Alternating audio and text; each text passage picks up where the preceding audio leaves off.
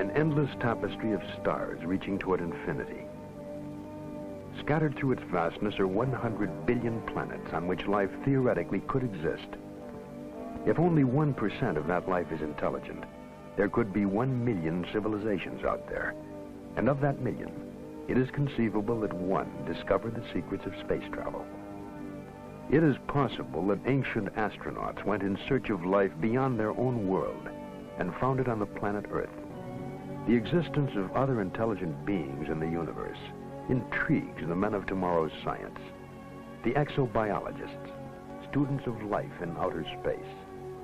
Dr. Harold P. Klein of NASA's Ames Research Center.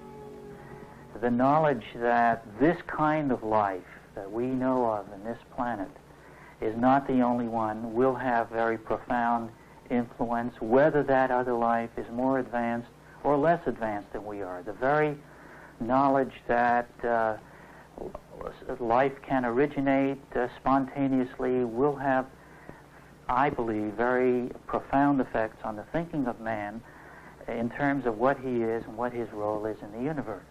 Now, it has been suggested by other people that maybe life on Earth was brought here by a visitor from another planet. Dr. James Lawless. While this possibility is remote, it certainly can't be excluded on the basis of the results which we have found.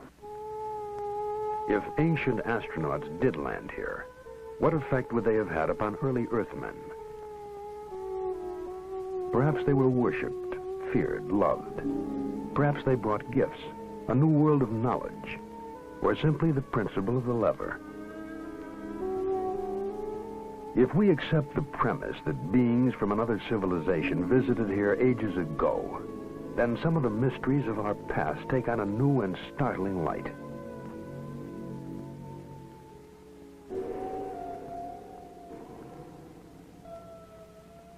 The Baghdad Museum in Iraq has on display a clay vase dating back before the birth of Christ.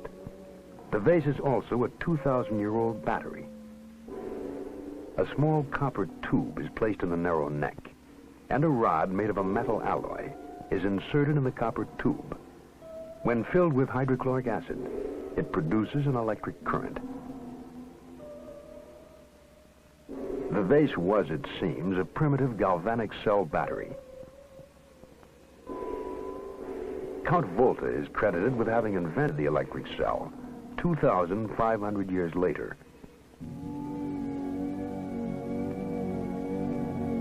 Was the secret of electricity revealed to man thousands of years ago? Is it possible that this planet Earth has been visited by travelers from outer space?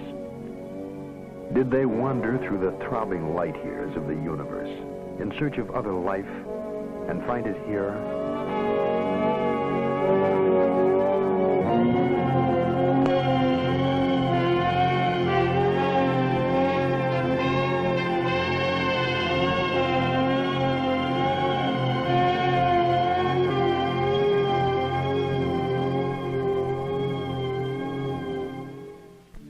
There are places on this planet where life exists almost unchanged since antiquity.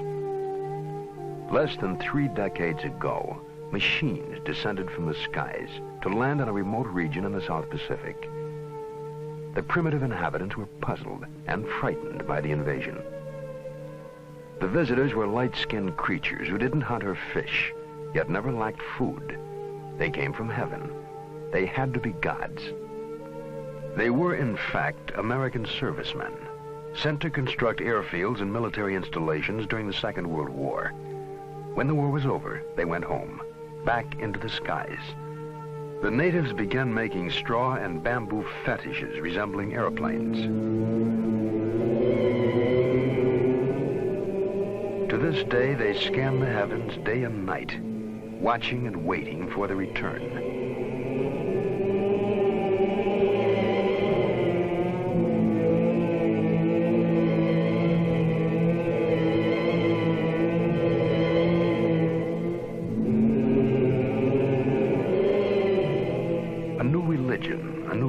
Was born from the encounter between a primitive people and visitors from a highly developed, technically superior society.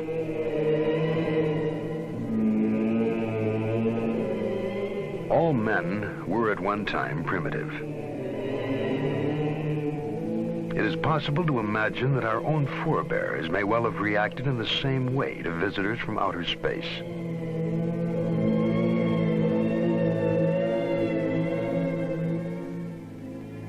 The world is a storehouse, an archive of unexplained phenomena.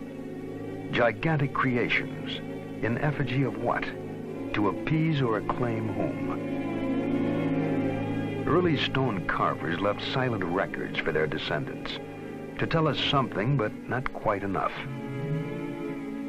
Statues modeled after strange beings, statements to the scope of their awesome powers.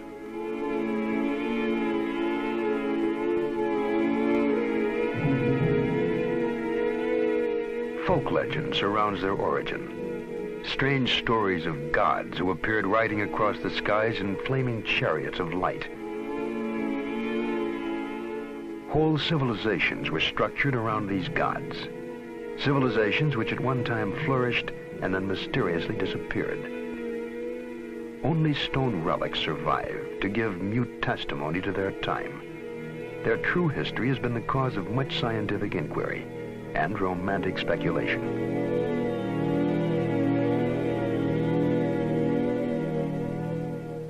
Erich von Däniken, a German professor possessed of the mind of a scientist and the imagination of a romantic, wrote a book called Chariots of the Gods.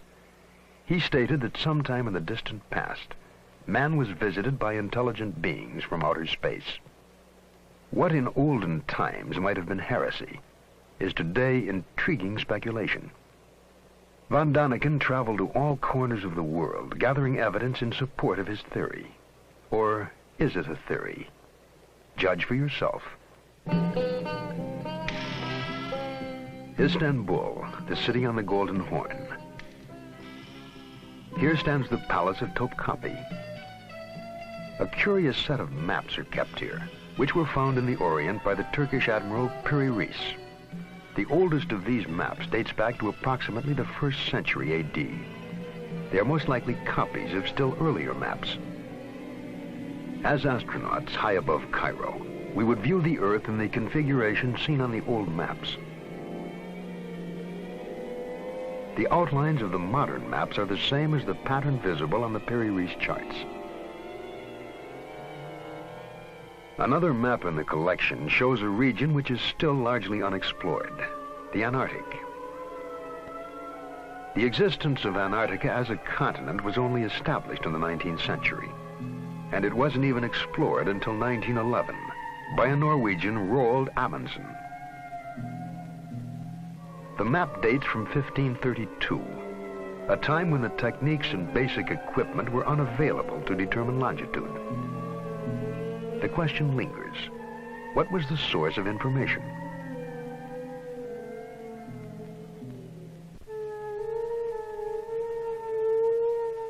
The world's first great cities might have been constructed, according to von Däniken, under the supervision of the same being who offered instruction for making the maps of Piri Reis. Teotihuacan lies on a broad, flat plain curtained by mountains in central Mexico. It was once the center of the highly advanced Aztec Empire. When the Spaniards arrived in the early 16th century, they found an established society of artisans and intellectuals. The name Teotihuacan means where the gods reside. And the city of the gods is dominated by the Pyramid of the Sun. It is 216 feet high and forms a small mountain weighing 2.5 million tons. The Aztecs worshipped the sun as the source of all life. They offered human sacrifices to the sun god atop stone pyramids marked with glyphics. Vague symbols relating the history of an ancient people. Archaeology seeks answers to questions about man's past by digging through what he has left behind. Here they uncovered a chain of riddles which stretches across the expanse of modern Mexico. A mile to the south is the Temple of Quetzalcoatl. Legend tells us that he was a light-skinned, bearded man who came from the stars. Supposedly, he taught men law, the arts, and the cultivation of corn. The head of a great feathered serpent represents the god Quetzalcoatl. When Quetzalcoatl finished his mission on Earth, he departed to his native star, promising to come back someday. It is a pervasive part of mythology that gods fly to the stars with a pledge to return. The strain runs through all folklore.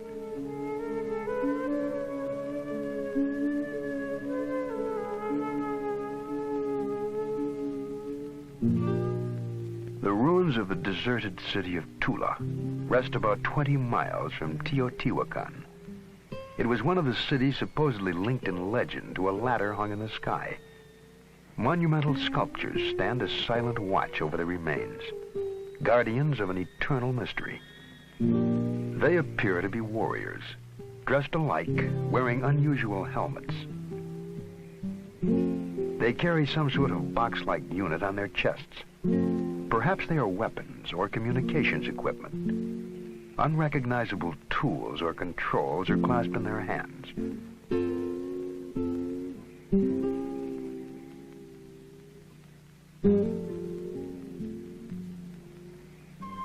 The nearby sacred well of Cenote forms a perfectly round crater in the rock. It is unlikely that it could have been formed naturally or by human excavation. It does, however, resemble a crater made by the exhaust gases of a very powerful rocket engine. To the east of Cenote is the ancient Mayan city of Chichen Itza. About 600 A.D., the entire Mayan population fled northward. There is no trace of war, plague, or famine to account for the move.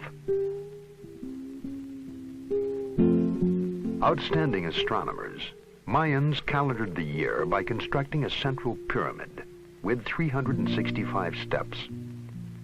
They also developed a formula to predict eclipses without ever knowing about the revolution of the Earth, Moon, and Sun. There is no way of telling how they discovered these secrets, but von Daniken believes that some ancient astronaut may have told them of the solar system in which they lived.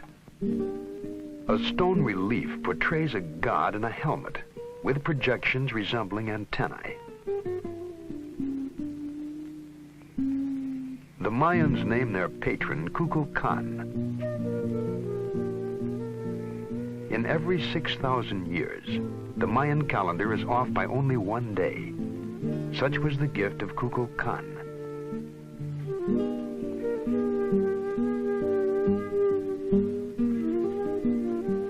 Kukulkan supposedly came from the stars and returned to them, leaving the Mayans to build observatories to search the heavens for him.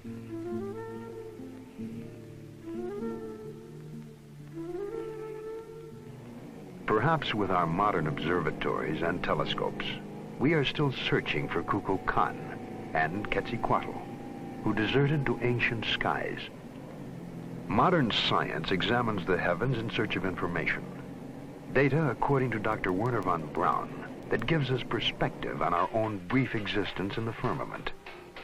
I think it is important to remember that distant stars are not only far away from us in terms of miles, but life on other planets can also be very far away from us in terms of time. The Earth is believed to be approximately 5 billion years old, and if you condense mentally these 5 billion years into 1 year, then the presence of men on this Earth would be about 1 minute out of that 1 year, and the period since man understood radio and was capable of effectively communicating with heavenly bodies outside of the Earth would only be approximately 1 second out of that year. So if you want to communicate with another heavenly body and intelligent life thereon, you have to reach that other heavenly body also at a time when these people have invented the radio and know how to operate it and have their receivers going, so to speak. But we had no receivers going, even a mere 50 years ago. We were too busy with the steam engine and the biplane. Dr. Harold Klein. It is highly possible that advanced civilizations have in the past, or may in the present, try or have tried to contact us, to survey us, to watch us. We cannot rule that out. We have no indications of that. It may be equally possible that a really intelligent society has watched us for some time, has looked us over and decided, based on our activities, that this planet is beneath their dignity, so to speak, and is simply not worth bothering with. Quite possibly we were too backward to bother with, but we have come a long way in a short time, and we are prepared to reach out into the universe. Writer and sociologist Eric Hoffer suggests a reason for our return to space. He wrote, "I always felt that man is a stranger on this planet, a total stranger. I always played with the fancy, maybe a contagion from outer space is the seed of man. Hence our prior occupation with heaven, with the sky, with the stars, the gods, somewhere out there in outer space. It is a kind of homing impulse. We are drawn to where we came from."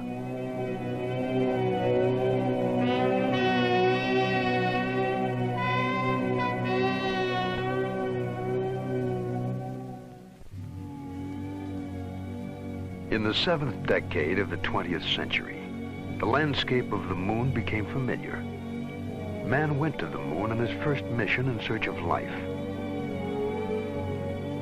With him, he had to take his own life support system. He was encased in a portable environment, susceptible to deadly radiation. If space travelers from another planet were to visit Earth, they too might find the environment hostile, if not deadly. They too would have to travel as self-contained units. But whatever their basic forms, in appearance they may have resembled modern astronauts. On a rocky ledge in the Sahara Desert is a drawing estimated to have been painted there over 15,000 years ago. If not an astronaut, then what is this floating apparition?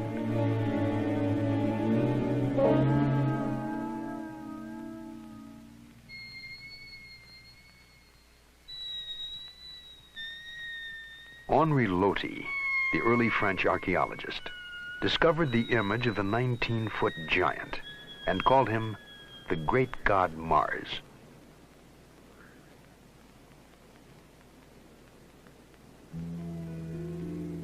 Across the Mediterranean, at Valcominica, near Brescia, Italy, rock paintings have tried to tell their story since before recorded time.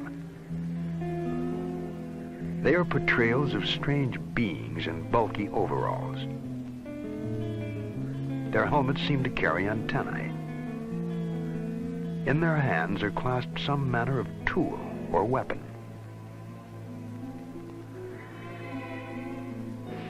Still more evidence can be found in a 2,000-year-old rock painting found in Japan.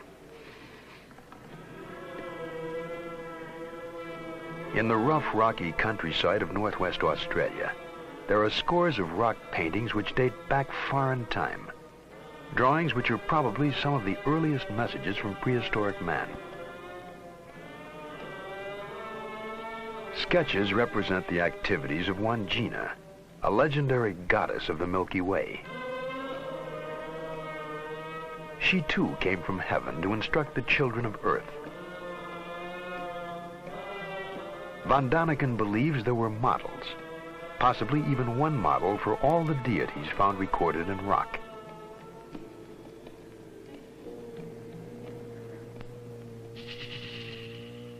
The mysteries of the past manifest themselves on all continents. Within the depths of a temple in the ancient Mayan city of Palenque in Central America, Von Daniken came upon a stone relief of what is apparently a man, seated in a capsule, watching something intently.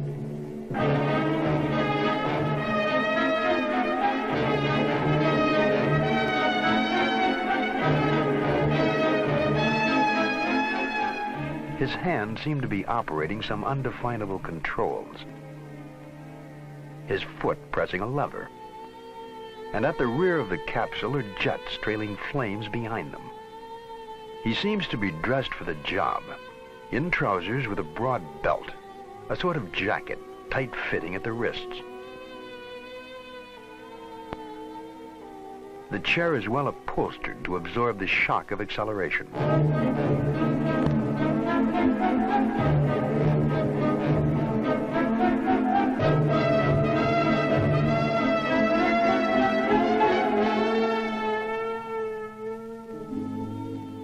Mayan legend says that he represents their space-traveling god, Kukulkan, the winged god of Palenque. He was carved sometime in the 7th century. The possibility haunts us that this figure was the artist's rendering of the ancient astronauts who inspired the Mayan culture.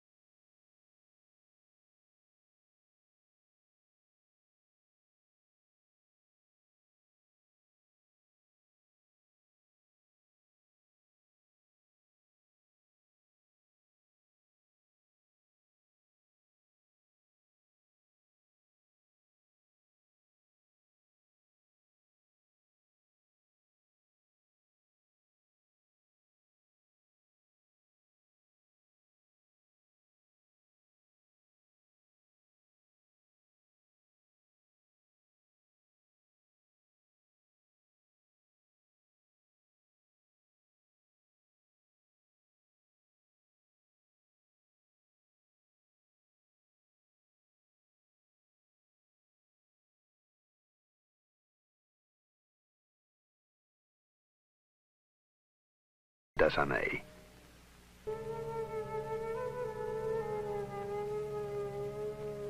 Accounts of godlike visitors abound. For example, in the books of the Tibetan Kanchur. The Kanchur consists of over 1,000 volumes containing the holy texts of Lamaism. Their secret code is the most complex ever devised. To date, only 1/100th of the Kanchur has been deciphered. The resulting translations are full of references to gods appearing in the sky, of the luminous pearls and transparent spheres in which they lived. Once the books have been further deciphered, they may well yield much more information about mysterious space visitors.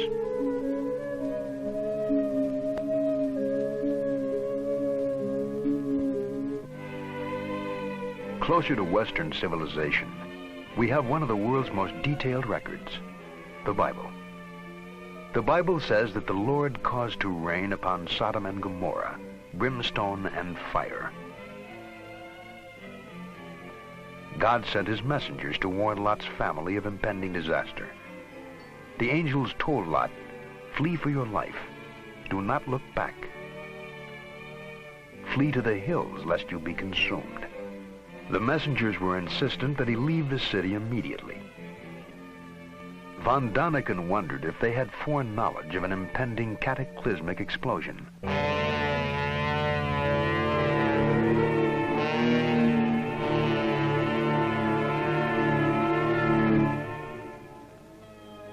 It appears certain that Sodom and Gomorrah were leveled, laid waste at a single stroke. All traces of the communities have disappeared. So complete was the destruction. The report of the catastrophe ends. Then he looked down and beheld, and lo, the land went up like the smoke of a furnace. Histories from the Bible to the scripts of Babylon. There are tantalizing views of Earth, seen from the distance, seen from space, seen by whom? Was it the vision of ancient astronauts communicated to the primitive population of a still young planet Earth?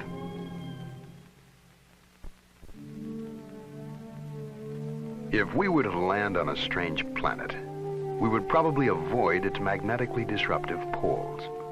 If travelers from outer space were to land here, a likely location, almost on the equator, would be Egypt.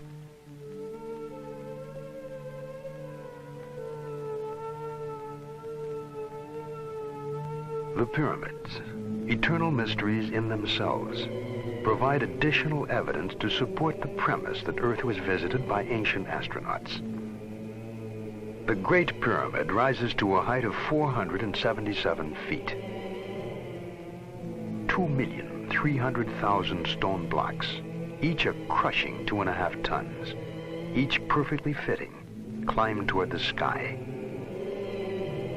The stones were transported from the Macadam Mountains on the far side of the Nile. 20,000 workmen, hauling 10 blocks a day, would need 640 years, more than 30 generations, to build one pyramid. To some, the massive structures were not designed as tombs for the pharaohs, but are in reality vast astronomical calculators. Passageways, for example, from the interior, point directly at the North Star, the way back to the heavens. If we multiply the height of the pyramid by 1 billion, it equals almost exactly the distance from the Earth to the Sun. At the end of the 16th century, the Dutch mathematician Ludolf arrived at the figure pi, by which one can determine the circumference of a circle. If we divide the perimeter of the base of the pyramid by twice the height, we get exactly the figure pi, which Ludolf only found 4,000 years later. All the evidence leads von Däniken to conclude that the pyramid is linked to the arrival of visitors from outer space, and that they may have used it as a marking place, a map reference for navigation.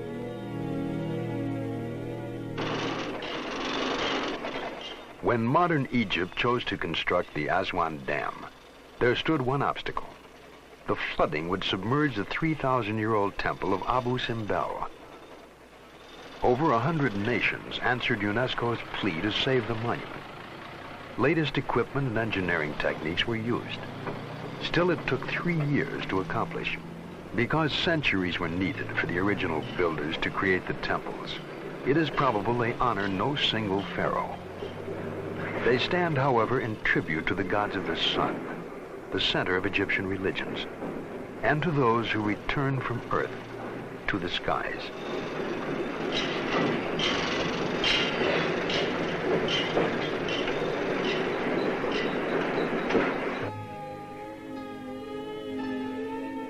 The Salisbury Plain lies along the Wales border. A large mound rises ominously from the level expanse. The legends surrounding it suggest that it was a place of burial, not unlike the pyramids of Egypt. Close by stands Stonehenge, rock formations strewn about like so many toy blocks.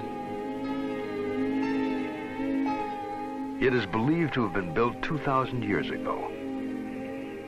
According to legend, Merlin, the magician of King Arthur's court, transported the huge slabs by magical incantations from what is now Scotland. Recent studies have employed computers to measure the distances and placements of the stones. These findings prove to some extent that Stonehenge served as a giant calendar and observatory. By visually lining up specific points, an almost exact calculation can be made as to the movement of the stars and planets. Even with computers, it has taken us years to arrive at these figures. 2,000 years ago, this area of England was inhabited only by primitive tribal people. Some still believe that Stonehenge is a temple built by the ancient Druids, the priests of the pagan Celts, and was the site of witches' conclaves and human sacrifice. The Druids still exist and continue to conduct their religious services on this site. It has been suggested that the Druids may not have built this place, but simply taken it over as their shrine. If so, then there is no trace of who might have built and left it behind. tribes that vanished, whole civilizations that disappeared. It has happened too many times to be coincidence.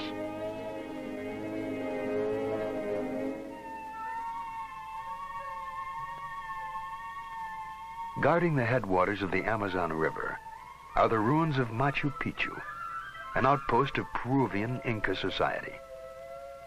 Some archaeologists suggest that the Incas found they could not extend their empire into the treacherous Amazon jungle. And so, here they stopped, and here they died. There is a curious folk legend surrounding the origin of this fortress. It is said to have been built by a divine race of light-skinned, auburn-haired descendants of the god Viracochus, who arrived in a flaming chariot.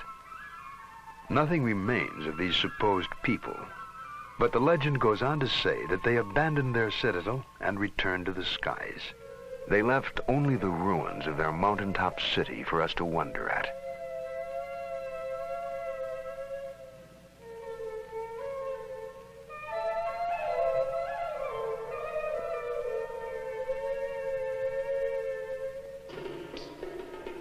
The construction of defensive citadels was common to many tribal communities. On the African continent and the bushlands of southern Rhodesia are the ruins of Zimbabwe, meaning the heart of the lion. It is constructed of brick-shaped granite rocks, all exactly alike as if produced in a factory. 20,000 tons of identical building stones. They were laid to a height of over 30 feet to form walls which have stood for thousands of years. What masons trimmed and piled these stones with such astonishing perfection? Were they the ancestors of bushmen whose straw huts surround the ruins, or members of a visiting group of master builders? The mystery carried Von Daniken back to the Valley of the Kings in Egypt near Luxor. The valley was another royal burial ground of the pharaohs, the god kings. Not pyramids of stone, but a small mountain range converted to the use of the dead.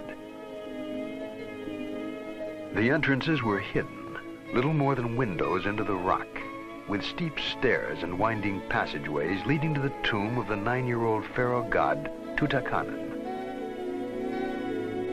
The crypt is hollowed directly out of stone, and incredibly intricate murals decorate the walls and ceilings. Archaeologists have carefully studied the markings and meanings, but Von Daniken points out one interesting fact. They could not have been painted by firelight. The ceilings show no trace of soot, and so no torches or oil lamps were used. What then was the light source? Markings found in this and other tombs are portraits of the god Osiris. Osiris played an important role in Egyptian religious belief. After giving knowledge to the world, he left the earth and exists in the heavens. Each dead pharaoh, the kings of earth, joined the spirit of Osiris in the heavens. Their mummified remains were prepared for the journey.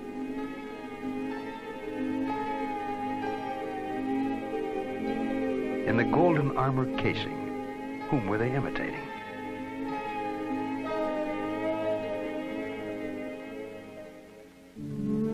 Outside the cave crypt stand the remains of the ancient mortuary, the temple of Amenhotep III. Here the Egyptian priests preserve the remains of their rulers. We will never know the origins of the science of mummification. Perhaps it was an imitation of a physical conservation method used by extraterrestrial visitors. The secrets died along with the mortuary during the great earthquake in the year 27 BC.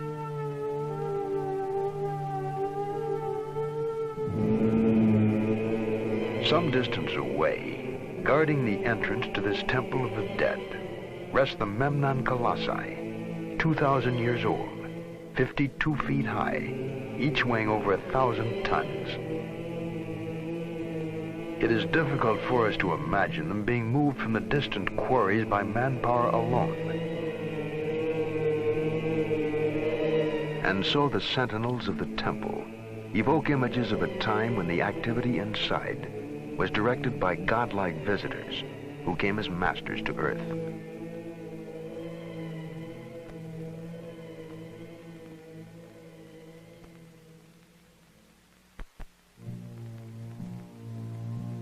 The Sphinx, symbol of the riddle, the eternal enigma. The head of a man, the body of a lion. This fierce stone creature faces the rising sun, the flaming chariot of the Egyptian gods. It is meant to protect the sunship when it lands to carry the pharaohs back to the heavens. Secrets in stone abound throughout the world. Easter Island, Isle of 1,000 mysteries, minute, lost in the watery expanse of the South Pacific, 3,000 miles off the coast of Chile. The inhabitants call their island Mata Ki Tirani, which means eyes looking up to heaven. The neighboring atoll is called the Island of the Bird People, creatures with human bodies and the heads of birds.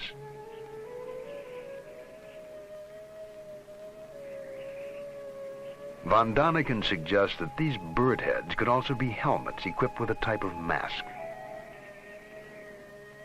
The island's ancient legends tell of flying people who arrived amidst fire and thundering noise. The landscape is dominated by volcanic cratered lakes. Today, about 2,000 people live here. There were never more than 4,000 natives at any time. Of the total population, 70% were women, children, or the elderly.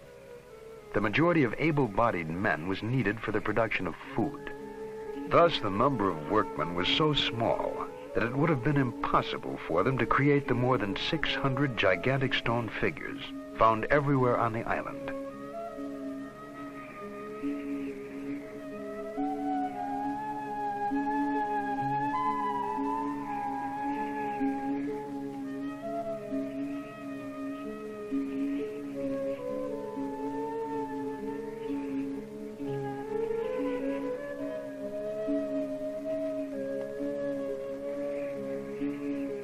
Many of the stone gods stand 65 feet high and weigh nearly 400 tons. Most of the sculptures are but partly exposed. Only excavation reveals their true size. The figures are all the same, an unusual type of human wearing the same haughty, taciturn expression.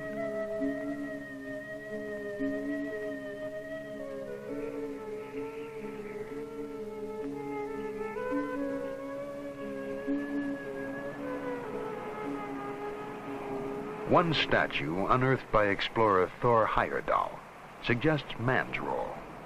Unlike the others, it has a rounded head and is kneeling.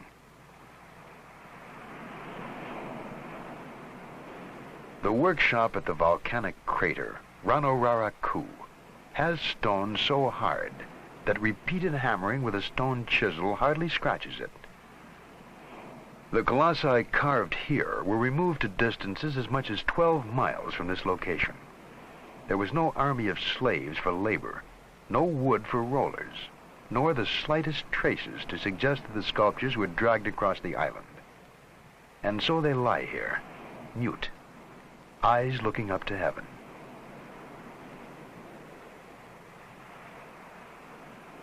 Easter Island might have been the key to many mysteries. When it was first discovered, a group of wooden tablets covered with hieroglyphics were found. But zealous missionaries burned them, sealing the secrets of the monoliths. So we must look elsewhere for explanations. The legends of Easter Island claim that the stone giants moved themselves with the help of mana, a mysterious force which only 2 priests could invoke, and that one day the priest disappeared, and so did the mana. What was mana? Von Daniken wondered if there were strangers from other planets possessed of extraordinary powers. Did they have the ability to defy the laws of gravity? To this day, Easter Island exerts an unusually strong magnetism. The report of a French expedition in 1964 ends as follows. Since there are inexplicable magnetic forces and unusual geological phenomena on Easter Island, one cannot exclude the possibility of extraterrestrial contacts.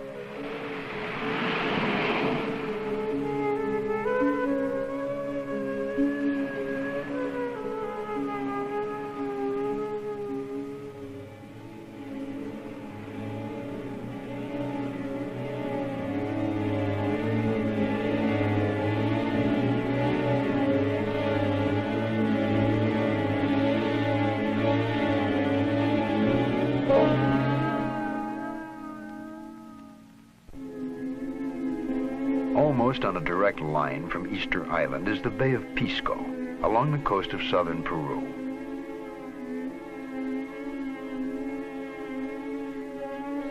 From the ground, there is what appear to be a meaningless set of lines.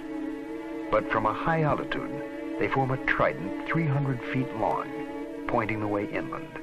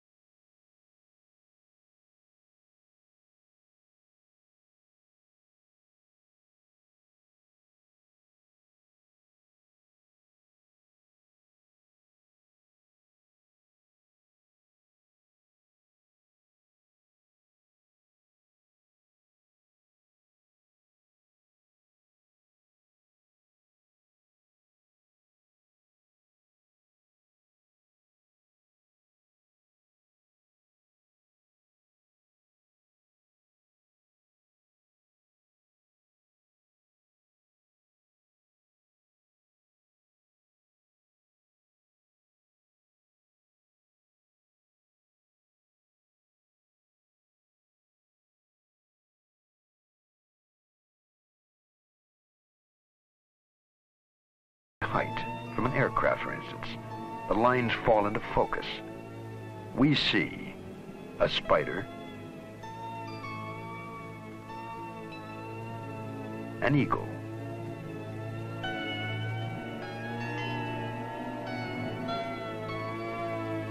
a peacock,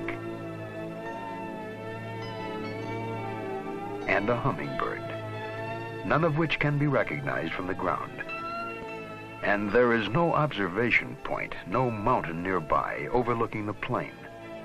The giant drawings must have been directed by someone hovering high above.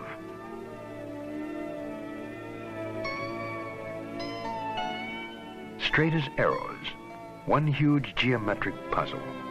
Some lines parallel, some intersecting, starting nowhere and ending nowhere.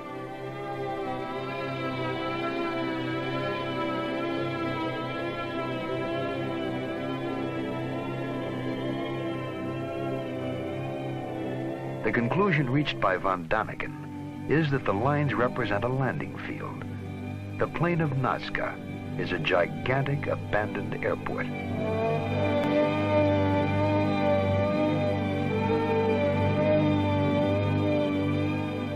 Landing strips, roads, and flattened beds that resemble rocket launch ramps were cut into the plateau. In a radius of 1,000 miles, enduring archaeological mysteries abound. And the question arises, was this the center, the base camp of an ancient astronaut colony?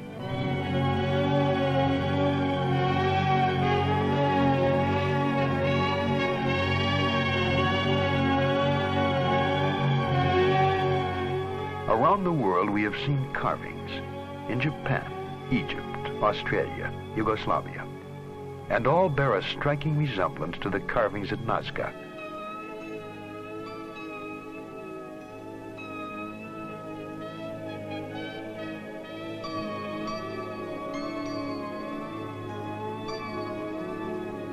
Was Earth visited by creatures, astronauts from another planet?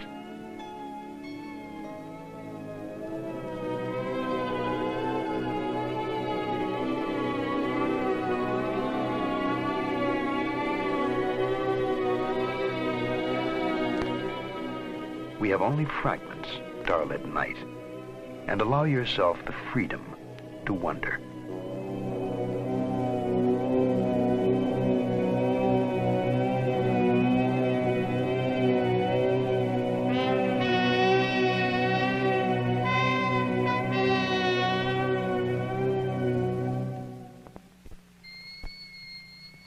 around the globe, giant radio telescopes are scanning the stars for signals. Some are even sending signals, not to anyone in particular, but to anyone who may be able to hear them. By some incredible coincidence, perhaps we will establish a dialogue with an extraterrestrial community, even if that conversation is only a matter of meaningless blips and dots. NASA recently launched an aluminum greeting card into space, addressed in effect to whom it may concern. Etched on the plaque are the nude figures of a man and a woman, 2-digit computer code numbers, and a diagram showing Earth's location within the 9 planets of our solar system. A message to whatever intelligent life there may be in the universe. Hello from Earth to some wandering ancient astronaut. NASA is especially interested in the possibility of life on the planet Mars. The Jet Propulsion Laboratory in Pasadena, California, has had a direct line to Mars via the Mariner 9 spacecraft, which has been taking extensive photographs as it orbits the red planet. Mars is a world significantly like the Earth in terms of atmosphere, temperature, and gravity. It is also the closest and easiest to explore in depth. To date, no recognizable life has been detected. But the same was true of previous Mars missions. The last time photographs were taken, scientists agreed that there was definitely no life on Mars. However, the smallest area the spacecraft's camera could focus on was 3 miles wide.